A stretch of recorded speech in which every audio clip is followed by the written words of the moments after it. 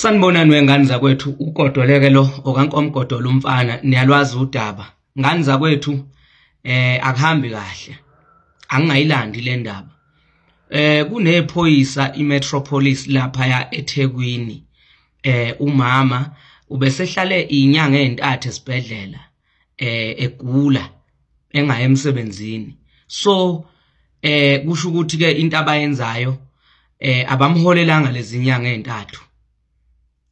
Kodwa ke ngicela ukungayixoxi kakhulu ngicela kube uyayikhulumelayo kodwa nje ngithi phansi ngokuxhashaza kwabasebenzi bakahulumeni sesikhathele manje ngicela ukumfonela ke manje ingane zakwethu azikhulumele yena kungabe ngathi mina mhlambe nginamanga ngithola inamba yakhe ku DM ka TikTok so ngayibona le ndaba yakhe iyadinga ukuthi cela mlalele.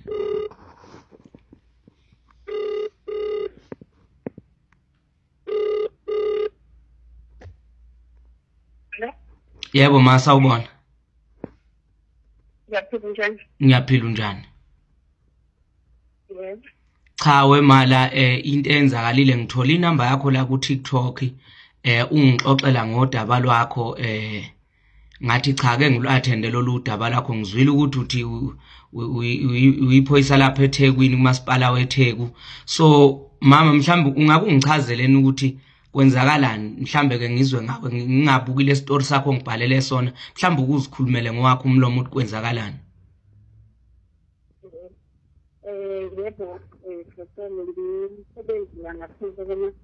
Oy ma ngicela nje izwi lithi ukuthi khona mhlambe ngizozwa kahle.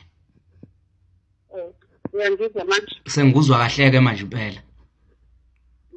Yebo ngisebenza la ngaphansi kwamasipala wale eThekwini la Durban Metro yes. Yeah. So lapho lenyaka ngoJanuwari ngiye ngathatha ile emsebenzini. Mangithatha ile apply ile umphathami amgrant ile. Ngaleskhathi ngisaselivini bese ngingaphili kahle. Ngiphathe nje isimo ngize basikuhlungu esinweni shothi bese ngiya kudokotela ifine ngifika isibelesho sami sinenkinga sinama-60 out enye ibhastile ayazi ukuthi iyakhumana ebese idecide ukuthi ingi-admithe esibhedlela engiphinde operation yokuthi ingibelele ngisho emsebenzini ukuthi-ke esibhedlela ngiyohlinzwa ngizokuthi-ke ngishindwe-ke ngihlale isikhathi eside esibhedlela. Oh ngalesikhathi usesibhedlela bakwenza i-operation. Yebo. Okay.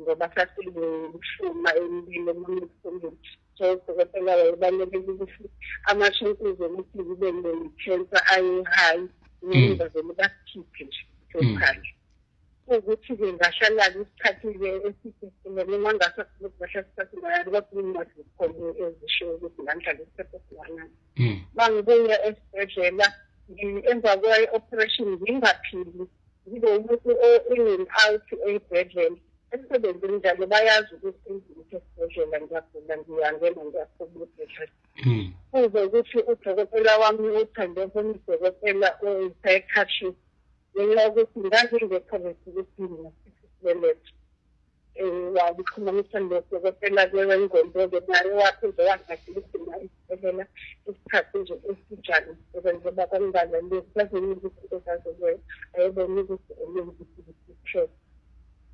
So ngifonele emsebenzini ngifonele upheli master wami angitshela ukuthi iy'nsuku anginazo osikuliva ngazo.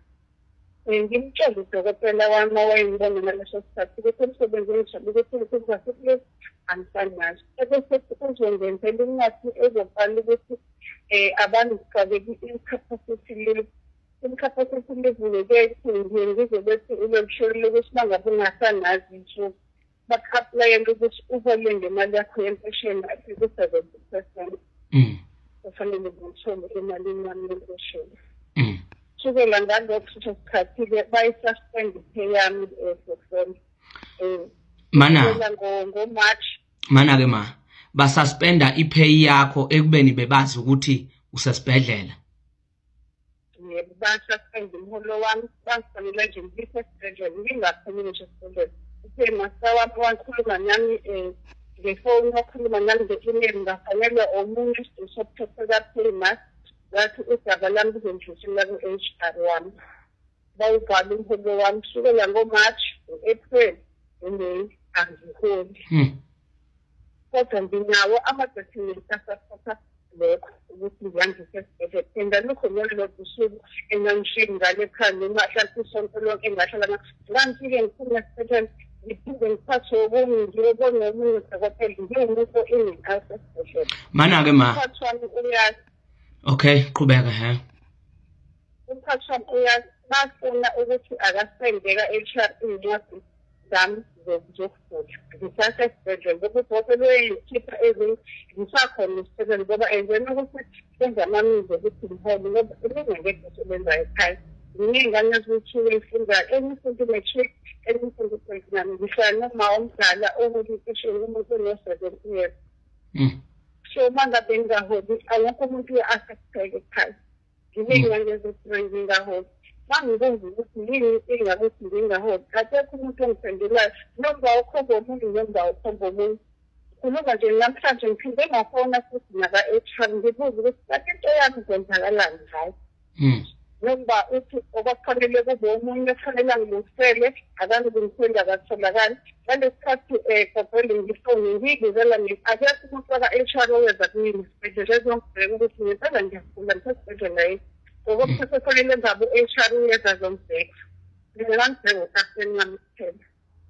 Akezanga ngifone ngisesibhedlela ngicela ukufundela esibhedlela sangifonisa. Anginayo ngisho ekhaya kumanje ngisebefoni. Akuphileki angazi ngisangazi ukuthi ngifanele njalo zonke izinto ezibona ingane lokho kuzokushipha isinga ngishonanga umsebenzi nangisona.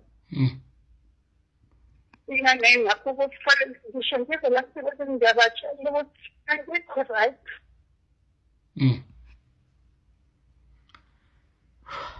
Bangitshela ukuthi ngale nkathi ngifona ngabo March ngithanda ngilungisa then wathiwa khona ozongisiza. Wathiwa ukapteni mangabe mfunda lowo muntu wafanele angisize. Wathiwa wenzisa ama-interviews, kukhona ama-interviews. Mana, ma. Ukapteni angithi ngeke ngamthinta izolo. Uyena lo bengikhuluma naye lo othe yena esayidini lakhe ukwenze konke ukuthi usizakale ukusubmit amaphepha e-HR ngithi.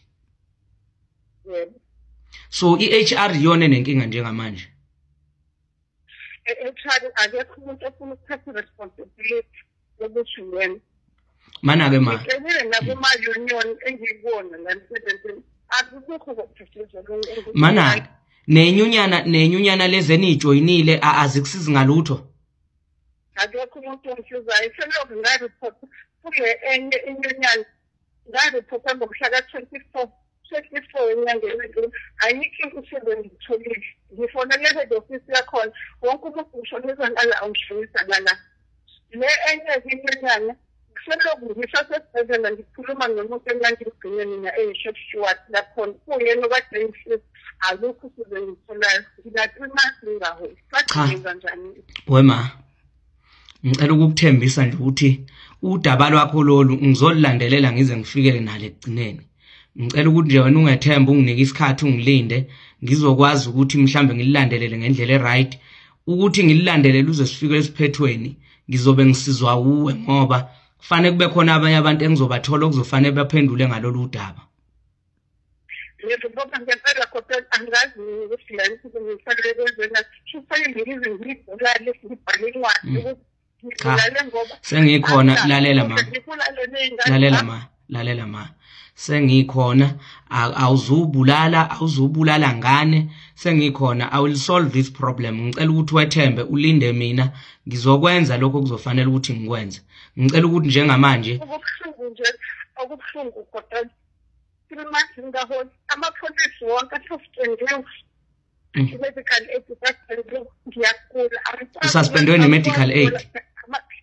Yonke nje amapolisi asuspendiwe yokuthi umama nakadathu sengasebenza ngikulu manje noma ngizongojoba.